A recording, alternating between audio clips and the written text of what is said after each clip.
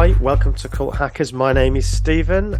Thank you for joining us today. No Celine today, she's away, but I'm very, very happy to welcome Sue Winter. Sue has quite an experience around the cult world, if you like. She's experienced a couple of experiences around cults, so she's going to tell us a bit about those things today. And she's one of those really smart people that I love talking to. So, Sue, welcome to the show. Thank you, Steve. You flatter me. That started my day well. Okay.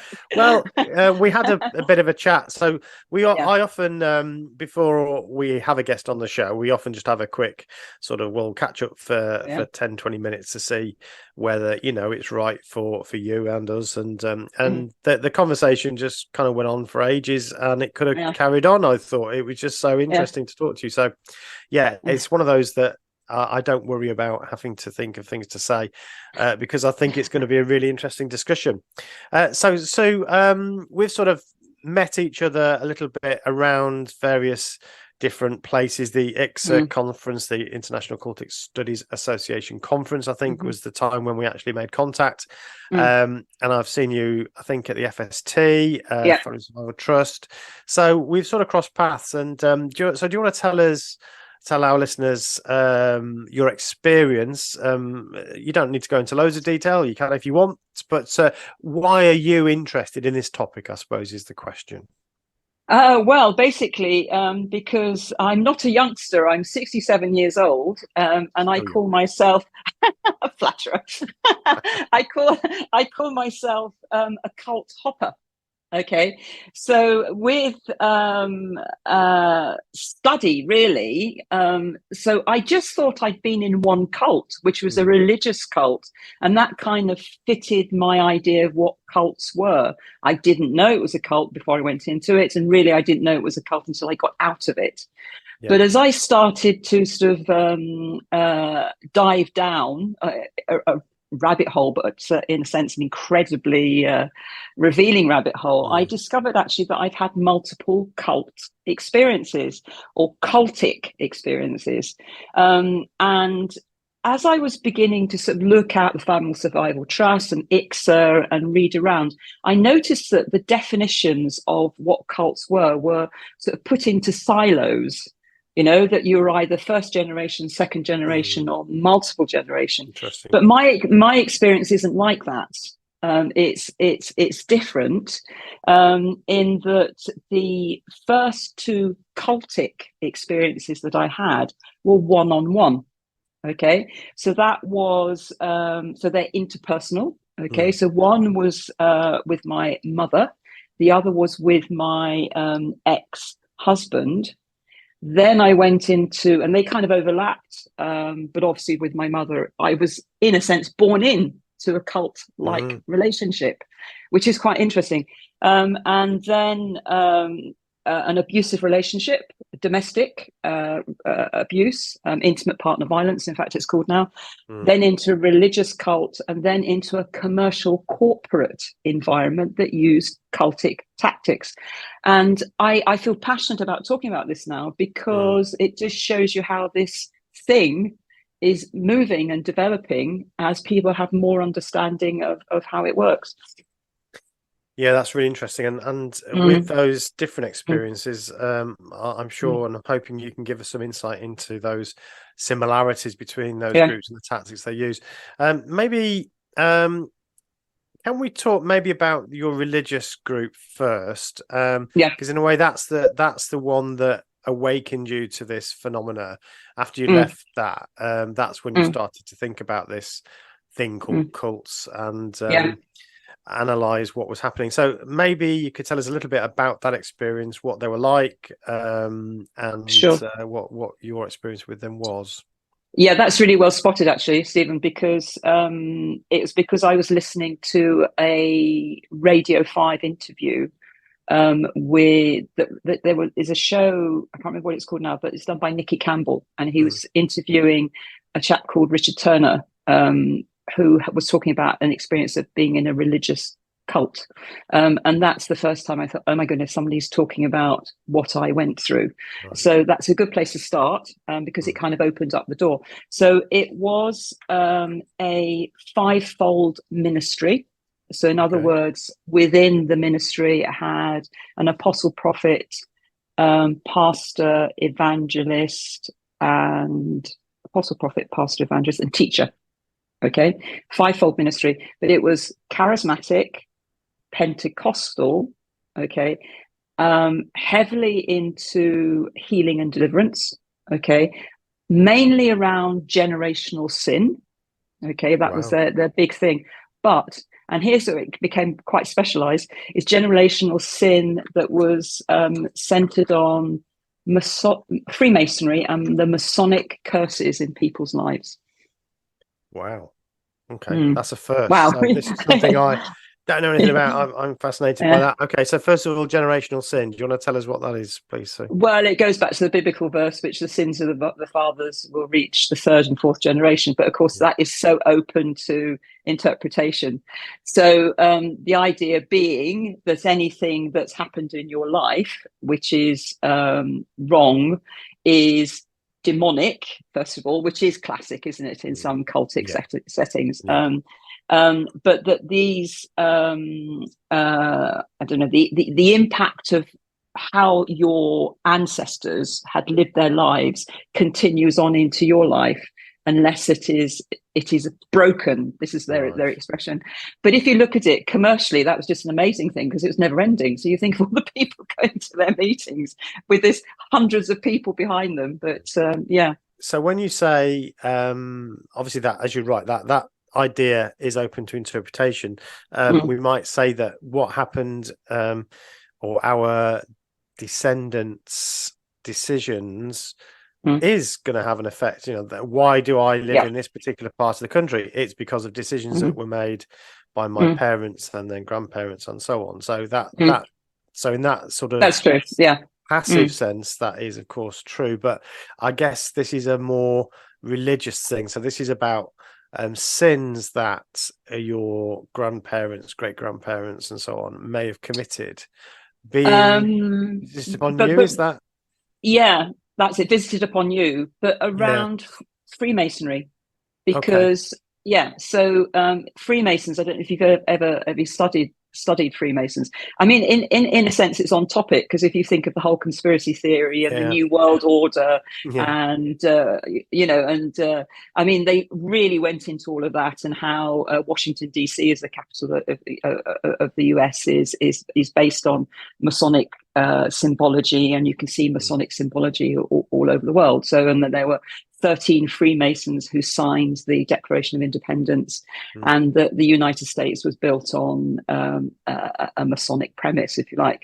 But Freemasons, there's basically two arms. There's the York Masons, and there's the Scottish Masons. But they move up. They go up through degrees. So you'd have a Master Mason who's a third degree, but they go all the way up to the 33rd degree, which is pretty secretive.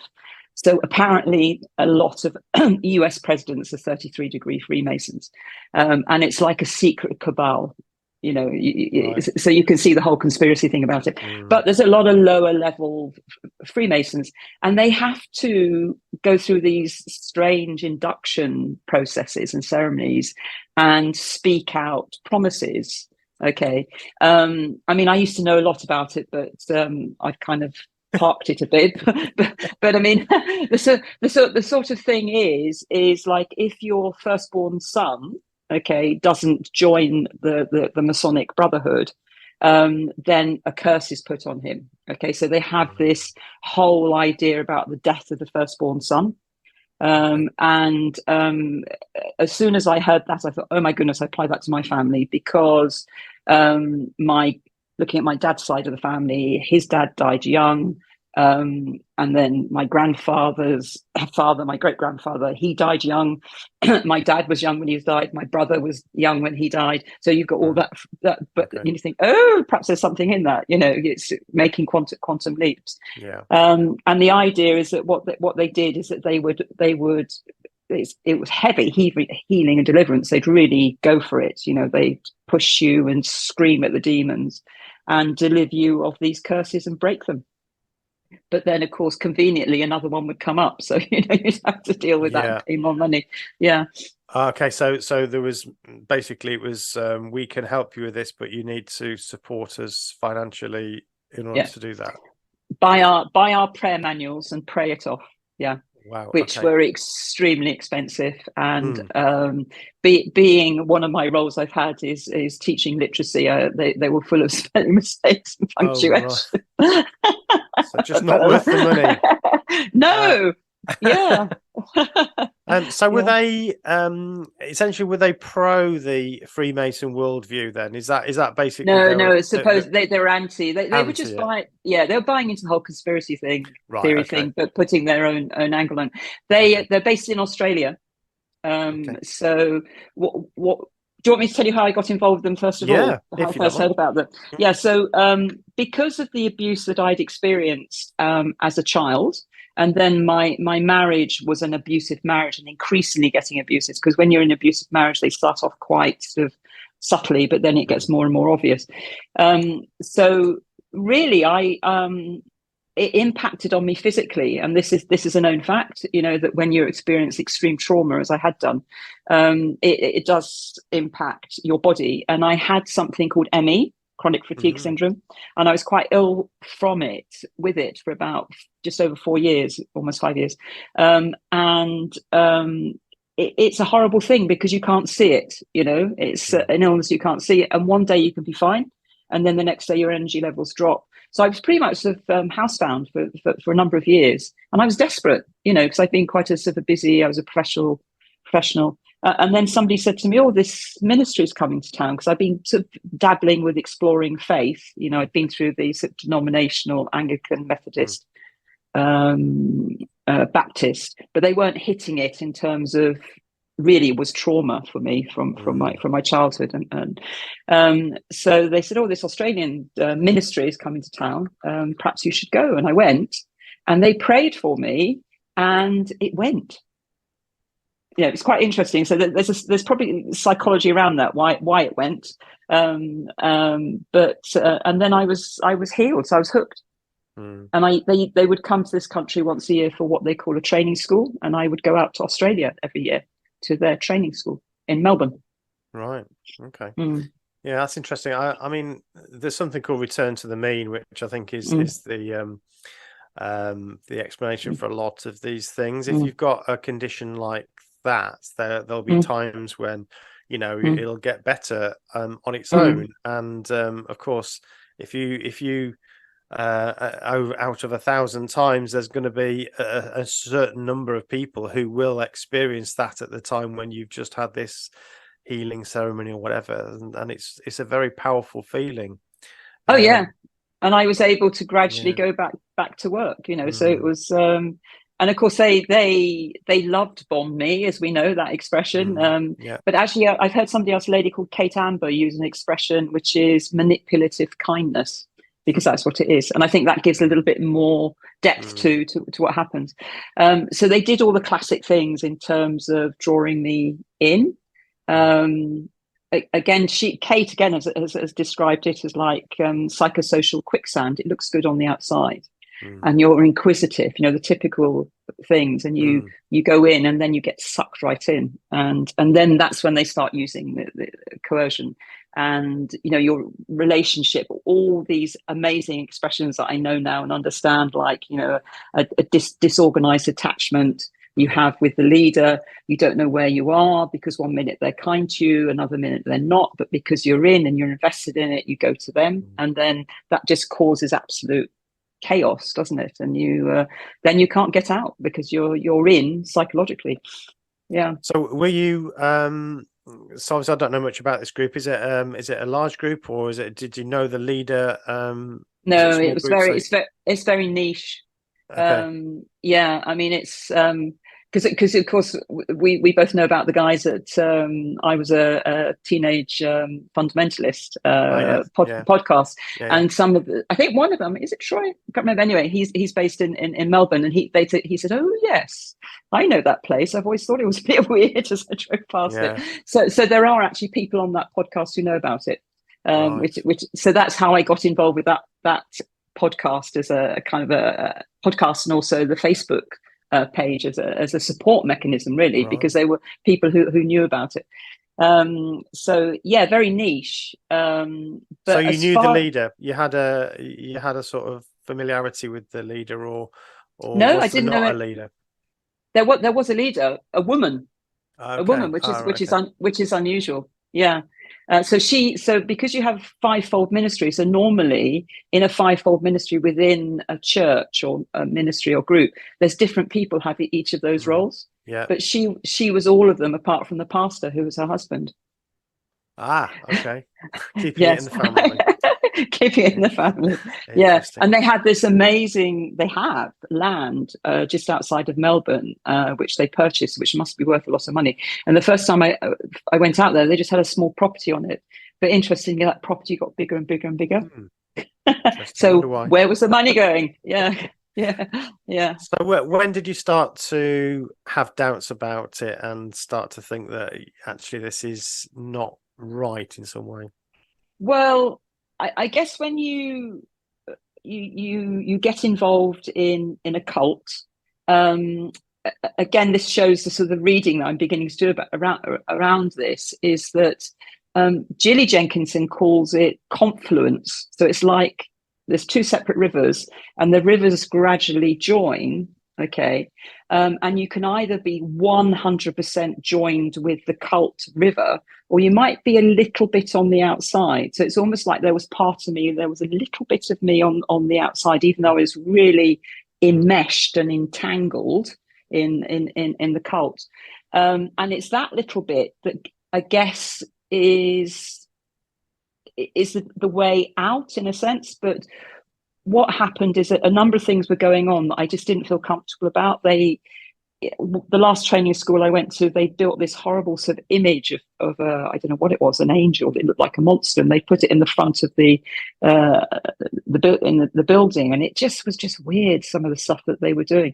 And I got talking to another woman who felt the same way, and we kept in contact. She lived in Australia, me in the UK, and we kept in contact.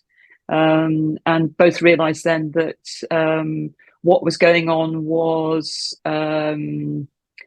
unethical, really. I mean, we didn't have the word to describe it, because I only really used the word cult probably about 2 years ago. Yeah. Because it takes time to unpack it. And also my marriage was breaking down, and my husband issued me with divorce papers. And in the divorce papers, he said that he was divorcing me for my unreasonable behaviour, and he cited, didn't the name, but he cited that I was involved with the group.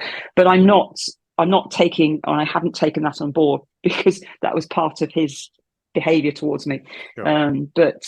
Yeah, so you can see there was various things going on. Yeah.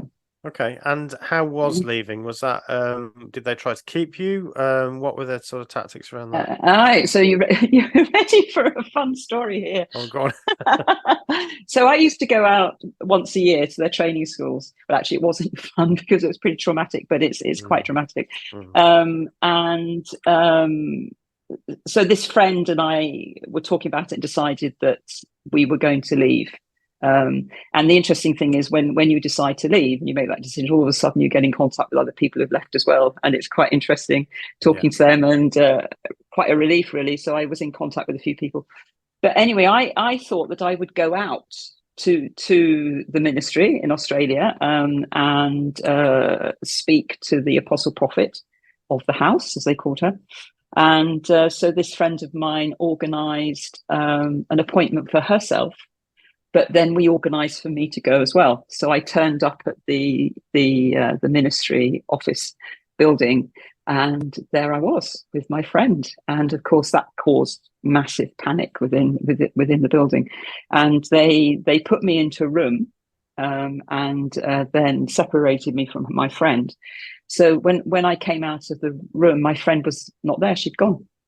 So she'd gone back home, and I was stranded in the offices. And then they took me back into another office, and they screamed and yelled at me and told me, because one of the things they told me, I was an apostle prophet, false apostle prophet, that I was destroying their flock, and screamed at me. So that was the female leader, her husband, and the sister of the female leader. And I thought, well, I'm not having this. So I got up and walked out and started walking down the hill. And then the car came after me, and they asked me to get in the car. Then they dropped me off at a motel well outside of Melbourne. I didn't have any of my things, no clothing, and of course not my passport. And I just sat down in the reception of this motel, totally shocked. And the girl at the reception said, "What's going on?" I said, "Well, I've just been in this place up the road." Oh, she said, "Yes, that's known to be a bit strange, I think." I can't use the expression. But then the apostle prophet, evangelist, pastor, whatever she was, her sister turned up with my things and screamed at me in the reception of the motel. And then I was shell shocked because I had another 6 days before my flight home. And then I contacted a friend who I'd made, who'd been in the ministry and left, and she came to pick me up and put me up for 6 days before I flew home. So that's how I left. Wow. Yeah. And that must have been quite traumatic. I mean, you already... Totally. Yeah. Totally. Absolutely. Yeah. Yeah. I mean, somebody said to me afterwards when I came back to the UK, as a friend who'd also left, they said, "You're either crazy, Sue, or you're extremely, extremely brave."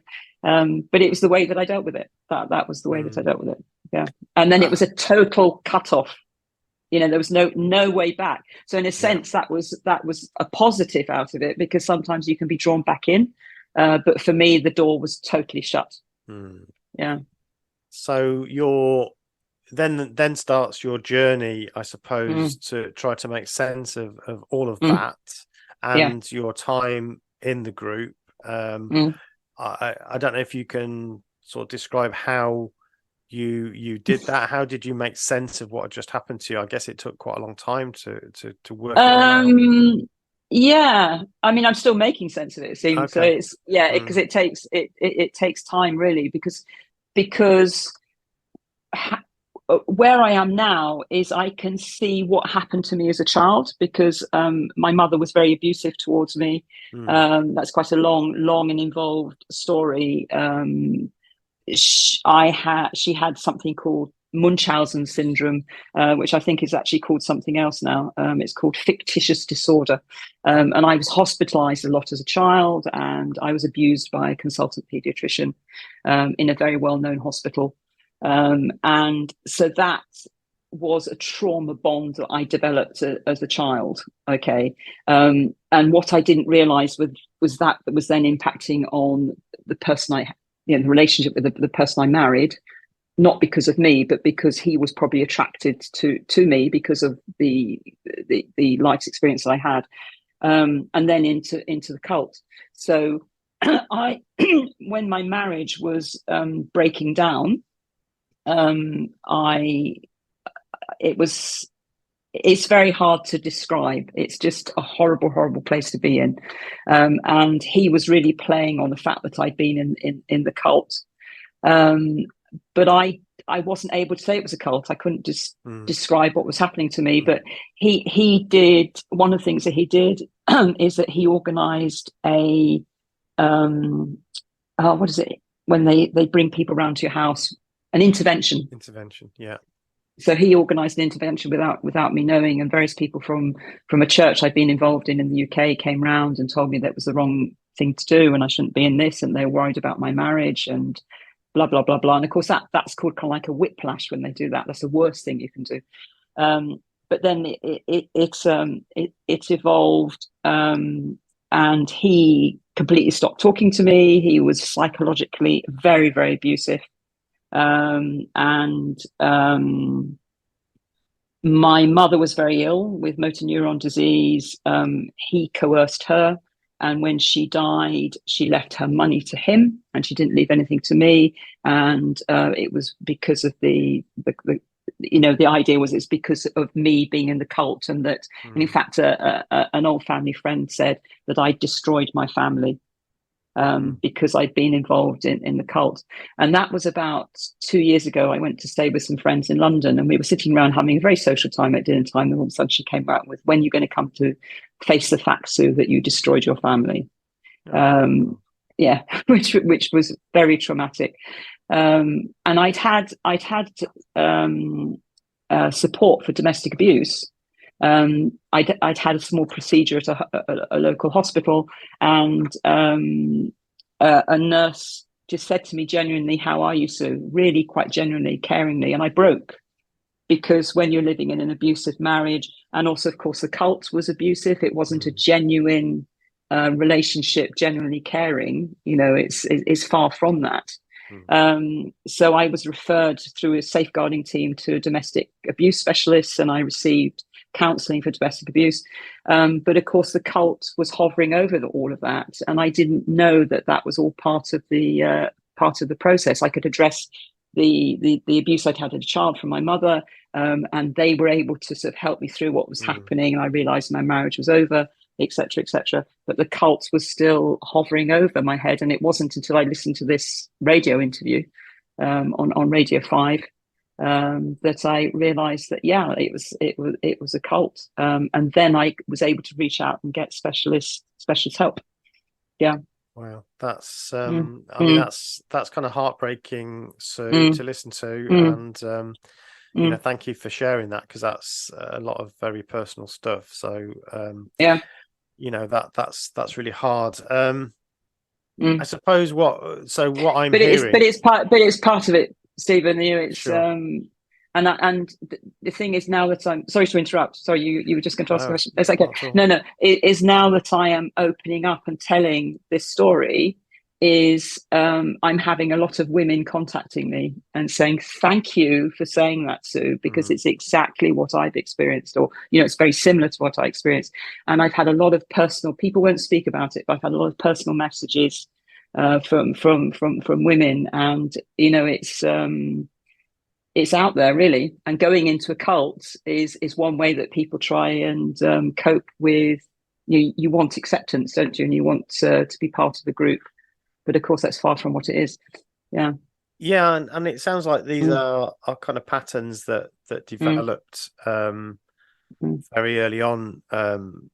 I'm not a clinical psychologist, so I'm always very careful not to try to analyze people's experiences, because that's not my area of expertise. Do you want me to tell you do you want me to tell you my understanding of absolutely, please do. Because I have tried and am continuing to analyze what happened to me with expert help. Great. I have to say. So I'm getting some expert help from therapists who are trained in the field of domestic abuse, but also understand cults and the impact that cult. So basically, it's so interesting. If you look at a lot of women who've experienced domestic abuse or intimate partner violence, do get drawn into cults. Okay, and this is what I'm finding, which is quite an interesting.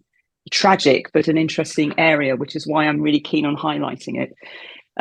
So when I was a child and I had this relationship with my mother, it was a disorganized attachment, as we know that Alexandra Stein calls it. What happens when there's a disorganized attachment? The person who's meant to love you unconditionally doesn't do that. Okay, so you are fearful of them, but you also love them. And you never know the way that they're going to react to you. Okay. So the way that you can cope with that is by being very agreeable. Okay. And doing what they ask you to do. So I was a good kid. I really was a good kid, So that's almost like it's stamped on your psyche. Okay. So because I was fearful of what would happen to me if I disagreed with my mother. And I'll tell you a little bit further down the line, 2 occasions when I did disagree, and it was a massive repercussions. But so I became the good kid, which I was in school. I was very agreeable. I was a people pleaser. I worked very hard. Yeah. And the other thing is that I would take on board and blame myself if anything went wrong, because that's part of that type of relationship with a narcissist. But it's what you also see in a group cult. So can you see the patterns in behavior? So I took that with me. It was kind of like it was stamped on my psyche, because I didn't have any specialist support that could, sort of extract that, as it were, or help me deal with it. So I took that into my marriage, and I took that into the cult, into the religious cult. If you're enjoying the podcast, you can support it by becoming a patron. You can support the podcast for just £1 or $1.50 and receive a variety of Patreon benefits as a thank you. Don't forget to share the podcast, follow, like, subscribe and rate the podcast on the podcast app you're using. A review is particularly helpful as it gets us recognised by new listeners. And finally, if you'd like to reach out to us and tell us about some cult hacking you've been involved in, or you just want to say hi, you can do so by going to culthackers.com and using the contact form. We love hearing from our cult hackers. Thank you for listening, and now back to the podcast. We've also spoken to an expert on the podcast who experienced domestic abuse herself and is an advocate now for survivors of domestic abuse. And again, the similarities to cult dynamics are absolutely clear. Yeah. The same tactics are used. So really, we're talking about this abuse of power, this setting up of this asymmetric power dynamic, which means that they're able to manipulate you and get them to do what they want you to. And you can see it with parental abuse as well. Yeah, see, it's the same thing. So that's why I say almost like I was born into a cult, because that was my experience right from a child. I mean, I did go away, at 18, I went to university and traveled and lived in different places. So I did have that. So it's like that, probably that was that little bit of a part of the confluence that was outside of the main river, if you like, that I did have that. But it was deep. It was very deep, because it started right from birth. Yeah, and I think you learn how to do it, don't you? So you learn how to be in a cult. If you learn how to do what you're told and look for the affirmation that you think is needed, and so you learn those behaviors. So I guess it is easy to then fall prey to another relationship or another exactly group. He's quite similar, because it's easy to do it. You know exactly how it works. So I think you're clearly quite an analytical person, and you're thinking about your experiences and how that has shaped your development as a person. And then when we spoke, you said that you had noticed that you then fell into or was attracted to a more commercial situation. That you now recognise actually had a lot of cultic elements. So do you want to tell us a little bit about that, please? Yeah, and this is where I want to thank you, because I was listening to your podcast, and because you're an organisational psychologist, a lot of what you were speaking about, that because I couldn't understand why I was drawn into it. I mean, there were some things that I could understand, because when you have this stamp on your brain, as it were, that you're agreeable, you're hardworking, you blame yourself if anything goes wrong, and you're just a people pleaser. So certain organizations look for that, okay, because they know that they can get more out of you. Now, I was listening to you speaking, and I, some of this vocabulary is just amazing to have. So we talked about this. We talked about the intrinsic and extrinsic organization within an organization. So the extrinsic sort of relationship, and correct me if I'm using the wrong expression, is that you have something that you sell to them. So that's a salary, isn't it? Okay, so and you're paid for. I think you're describing what I talked about as transactional. Yes, that's it. Yeah, that's right. Yeah, thank you. Yeah, so that's the transactional relationship. Okay, but then there's a transformative relationship, which is intrinsic. So it's more to do with you.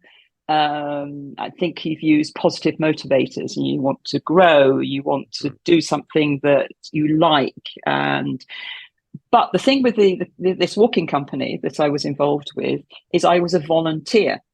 Okay, so there wasn't the transactional relationship, okay, at all.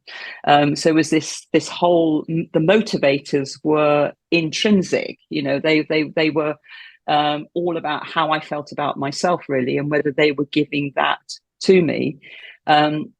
Yeah.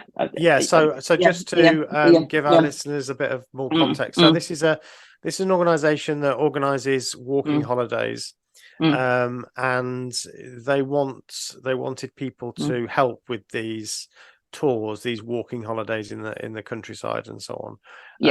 And that was a volunteer role that you were attracted to. That's right. Yeah. And so that's just the setting. Yeah. So okay. Yeah. So they've been in operation for well over 100 years, and they have Christian roots. And it was originally that people would volunteer to be walk leaders, and they'd also actually cook and do the washing up and everything. But now it's evolved into sort of a massive organization, and they still look for volunteers to lead all the walks, not only in this country, but also in Europe and worldwide. And the volunteers work very, very hard. Okay, and they don't get paid for it. Okay, why is it a volunteer goes into that, and why does a commercial walking company allow that to happen? Which is very interesting. So that's where the cult-like tactics come into play. So why did I get drawn into that? You know, and were they looking for me? And yes, they were looking for me because I was hardworking, agreeable, and would pretty much sort of work my socks off. So working in the UK, they have about 15 or 16 country house hotels. And as a walk leader, you're expected right from 7 o'clock in the morning, you go down to breakfast and you're with the guests, you're talking to them, you'll lead them on walks, hikes all day long. You'll come back, you might have a short break, then you have dinner, again, you're socializing, and then you have to put on evening activities for the guests. So it's a very, very long day without any payment. And then there's this whole, another angle of looking at it is something that they call the rule of reciprocity. Okay, so in other words, let's look at the reciprocity here. But what they do is they say they give you something. Okay, so they are giving me something, so therefore I'm quite happy to give something to them for free. So what they say also, we're giving you a holiday, or we're giving you, you know, you're doing something you like hiking, you like meeting people, you like traveling. And so I was drawn into that hook, line and sinker, because but then as I moved further in and had more experience, because I'm a modern linguist, so I speak several languages and lived abroad for a number of years, is they use my language skills, and I started leading abroad. Now, when you're leading abroad, the work is even harder, because you're flying out with guests, you're dealing with flights, you're dealing with transport, you're dealing with hotels, local guides, as well as leading holiday hikes, and then in the evening putting on evening activities. So, I mean, if I think about it now, it's slave labor for nothing, absolutely nothing. Yeah, and I was agreeable, and I thought that's fine, but I don't now. and I guess you see this as, again, part of this old behavior, this kind of habit, if you like, that that you end up falling into because the same sort of tactics are being used. Yeah, but if I think of the responsibilities that I had, you know, when particularly when I was leading abroad. Because when you lead abroad, sometimes you get yourself, you can find yourself in situations that you might not find in the UK. So some examples. For example, leading in France last year, we had a guest who was taken ill. We had to call an ambulance, and the guy was collapsed. So my co-leader, because I had a co-leader with me, is a French speaker as well, but we're having to translate simultaneously between the guest who was unwell and his wife and the paramedics. So that's a massive skill. I mean, speaking a language to that level has taken me years and years and years of study and experience of living in countries, you know. So there's that. I used to lead city breaks to Barcelona. Okay. So they were attracted to the fact that I speak Spanish because I lived in Spain for a number of years. I also speak Catalan because I lived in a Catalan speaking part of Spain. And a few things around that. One was there's a beautiful place in Barcelona called the Sagrada Familia, which is a Gaudi basilica. And I took a group into the basilica with a voucher that said I was taking a group in. And once I got in, I was hauled out by the security people, lined up against a wall with the guests, and say, you can't go in there because you're not a qualified Spanish leader, because they have like blue badge leaders. So I was put into that situation. So in fact, what I was doing was illegal. I shouldn't have been guiding people around. And people were paying a lot of money to be in Barcelona. Then another situation was, I don't know if you know, that there was a whole independence vote in Catalonia. They wanted to become independent of Spain. So I was in Barcelona when there were all these protest marches going on. And I've lived in Spain for 9 years altogether. And I had lived in Madrid when there was a military coup, because I know how the Spanish then react when there's marches going on and there's a political debate. That's probably the wrong word. So there were all these helicopters, there were marches, and I got to know some of the restaurants in the area, and they said, Suzanne, as they called me, you need to get out of the city because there's going to be marches. So I contacted the company and said this was happening. And they just said, oh, there's nothing on the news here. They just... Okay. And I said, well, I'm here and there's helicopters and there's marches. Oh, and then I was insistent, and they finally said, okay, we'll get you out. And they had to organize something the next day to get the group out of the city. And it did turn pretty violent. I mean, I don't know if you saw some of it on the news. I mean, we were right in the center of Barcelona. So it was almost like they didn't really care about the leader on the ground and what was happening, and Yeah, even from an ethical perspective, just a simple ethics question around people being asked to and encouraged to volunteer for roles that are have such heavy responsibility with them and a lot of work involved. And it's not a charity, is it? So these things they're making money out of these tours. I mean, even we've spoken about charities at times, and sometimes within charity situations, you can find yourself getting more involved than you expected to, and the pressure then to remain doing what you're doing. There can be some of that is sometimes applied, I think, unfairly as well. So these are cultic tendencies that can happen in organizations. I've been really interested in exploring some of those. So it's not like I'm trying to point at every organization and saying cult, but where we spot cultic behaviors and cultic systems, I think is really important to be aware of that. And the more that as organizations businesses in particular, try to create these transformational type of environments where people love going there because it's a great place to work, and all your friends are here, and hey, why don't you come to the bar that we've opened up, and there's a creche here for your kids, and there's the laundry that we'll organize for you. This starts to feel more and more inclusive and or exclusive, I suppose.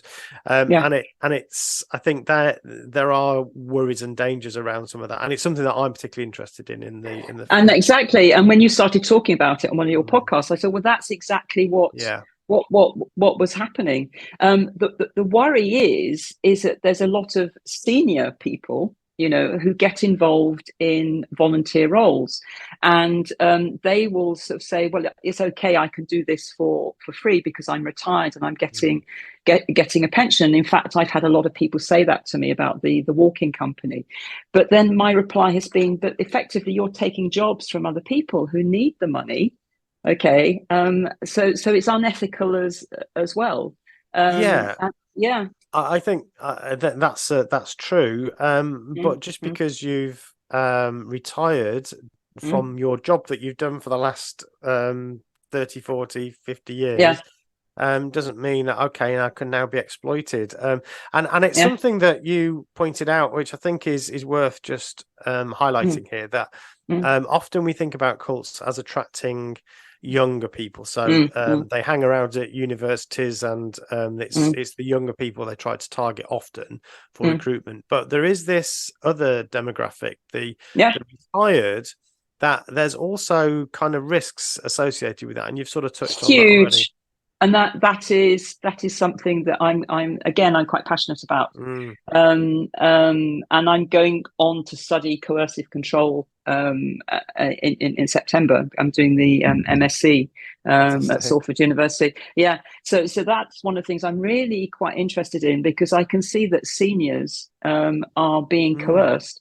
Yeah. And because they've been brought up at a time when we didn't really know what cults were, or if we did, as I think Alexander Stein said, we thought they were in California and people wearing long robes, and they were hippies, and it was like, oh, well, that would never happen to me. So they don't realize that they're being drawn into these situations. So it's not just this hiking company, which that the hiking company is absurd, because it's, there's people paying lots of money to go on these holidays. You might think it's slightly different if you are volunteering for a shelter or a food bank or something like that. But people are being drawn into roles and working long hours. And of course, there's no labor law around that, is there? So effectively, you can be working 24 hours a day. Absolutely. And of course, a lot of these things intersect with religious groups as well. So a lot of religious groups will have a commercial arm where they make money. So they use some of the labor that they have because they are a church ostensibly, but they'll use that labor then to work in the factory or in, on the land or whatever it is that they're producing. So there's a lot of crossover with these things, and psychologically so damaging because of what they do to the people who. I mean, I do have one particular friend I'm thinking about who was volunteering for an animal charity, and I came across her one day, and she was just in floods of tears because of the way that she was being treated. It's almost like, because you're a volunteer, that you can be stepped on, and your feelings and your needs are not being met, which is what happened with the hiking company as well. I mean, I was put into some very difficult situations which I shouldn't have been put into, and wasn't being paid for it. So I think it's really important, actually. It's probably an area that we need to do more research on from an organizational perspective, is how we work with volunteers in the charity sector, let's say, because they're not employees in the true sense of the word, as you say. Therefore, they're not necessarily covered by all the employer legislation. If they're religious in nature, then that often means they can essentially be exempt from some of the legislation. So you can discriminate against people for all sorts of reasons where you wouldn't in a normal workplace. And so what you're looking for, I guess, is more professional approach. But on the other hand, because it's not a transactional financial arrangement, let's say, then so I think there's quite a lot of areas of that needs to be thought about. How do we ethically work with people who are giving of their time, and at what point do we, is it actually exploitation? So it's a very interesting question, especially when you're dealing with things that are very emotional. So animals, homelessness, even domestic abuse and so on. A lot of these things there's a lot of work by volunteers in these situations, and they come to, it takes quite a toll on their own mentality, because of course it does deal with it all. Yes, it is. And but then coming back to this company that I was working for or volunteering for, it was commercial. People being paid for it, and they were wealthy people.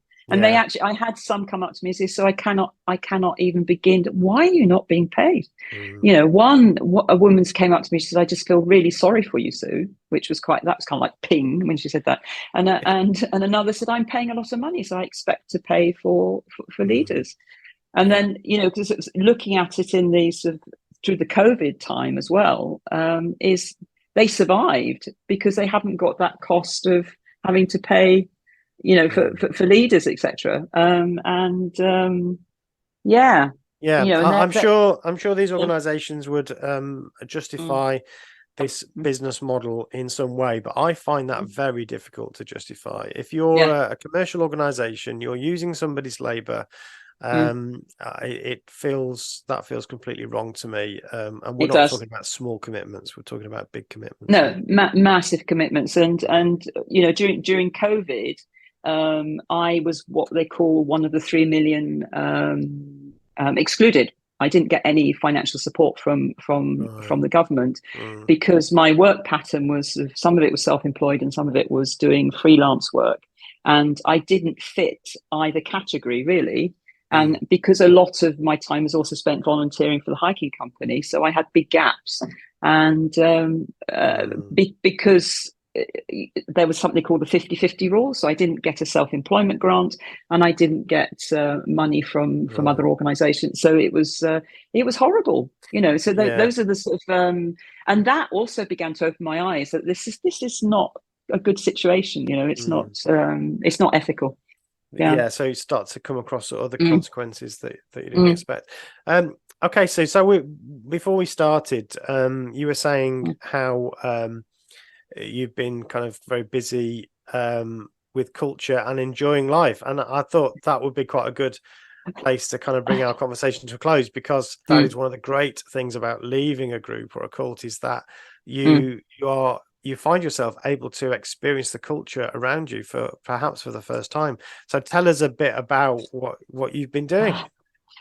So I've said this before, is that Julie Jenkinson's got a really good book, which is a walking free from the trauma of coercive, cultic and spiritual abuse, which I have here, but you can't see but anyway, she says in it, which is brilliant, it is so good because I just love the way that there's lots of metaphors and images in it. And that's really helped me because perhaps I'm a visual learner.